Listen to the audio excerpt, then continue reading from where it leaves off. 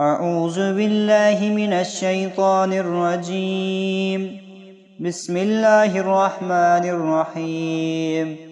آمن الرسول بما أنزل إليه من ربه والمؤمنون كل آمن بالله وملائكته وكتبه ورسله لا نفرق بين أحد من رسله وقالوا سمعنا وأطعنا غفرانك ربنا وإليك المصير.